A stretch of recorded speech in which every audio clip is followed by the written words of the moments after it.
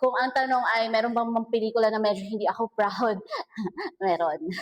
Yes, ako po ay pro-choice. At pumasok kasi ako sa pagpipelikula nang hindi ko iniisip na babae ako.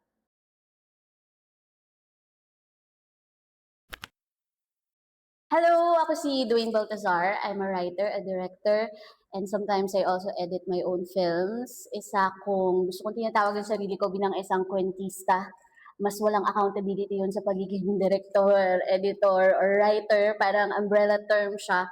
Mas sure din ako na kaya ko siyang gawin ng magkwento. Kaya mas storyteller na lang. Mas kwentista yun. And I'm also a mother of three. Ayun. Yun ako. Parang what comes to mind ay moral ni Sir Ricky Lee, pero hindi ko siya gustong i-rewrite actually. Sobrang na-capture kasi ni Sir Don kung paano yung mga babae, kababaihan at that time, and pakiramdam ko up until now, uh, it was well written para sa lente or sa, alam mo na, si Sir Ricky kasi yung nagsalat, lalaki, pero na-capture niya yung womanhood nitong mga protagonist niya sa moral. I think he did it well. The liberated mother. Bakit hindi mo ako bigyan ng pampaabot? Kung ayaw mo magkanak, then you have the right to decide so. Naniniwala ako that a woman has a right to choose to be childless without being condemned by society. But you don't have the right to destroy your life. Sa lahat ng ginawa kong pelikula, lahat proud ako sa kanya. Lalo na with the films that I also parang wrote, ganun. So yung first 3 films ko, Mamay Umeng, Oda sa Wala, Gusto Kita with All My Hypothalamus. Close sa heart ko pag ako yung nagsusulat. Pati Third World Romance, yun. So parang lahat naman noon, wala akong regrets, ikaka-proud ko. Kung ang tanong ay meron bang mga pelikula na medyo hindi ako proud, meron.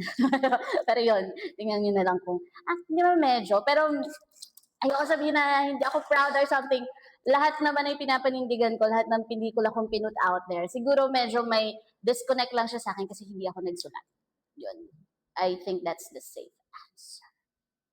Bagong salta sa workforce, daming pinaglalaban ng mga matatapang. Di nga tumataas yung sweldo natin, tapos may benefits ka ba? Wala. Pag mahirap ka, dapat matapang ka. Recently, tinakal ni Antoinette Hadaone sa Sunshine ang, ano nga ba to? Ang abortion sa Pilipinas. So, breath of fresh air siya kasi kahit medyo mabigat yung binuksan na topic doon nito net. Tapos I feel na kailangan siya. Itong mga gantong klase pa ng pelikula yung kailangan kinukwento natin sa POV ng isang babae kasi kahit meron akong tatlong anak, yes, ako po ay pro-choice.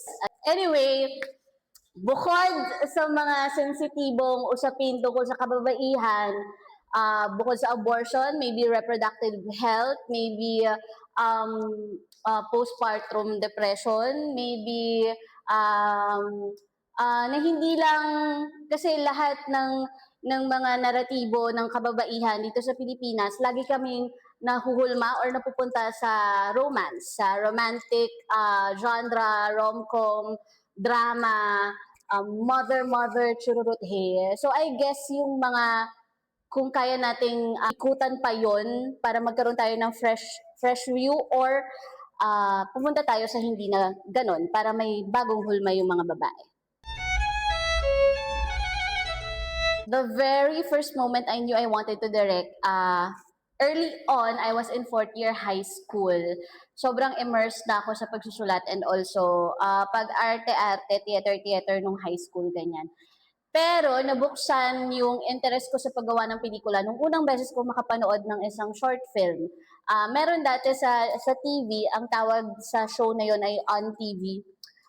Wala na yung station, I forgot na. Basta ang may-ari ng stasyon nito ay asawa ni Vicky Bello. So ang nagpapatakbo nito ay si Quark Henares, isang filmmaker. Tapos meron silang isang show doon na nag-showcase sila ng mga short films. So doon na open up yung utak ko na, oy, pwede ka palang magkwento ng pelikula sa sa short form. So I wanted to do that. Sabi ko parang kaya kong gawin yun. So parang yun. So doon na nagsunod-sunod na baka kaya kong gumawa ng pelikula. Eh.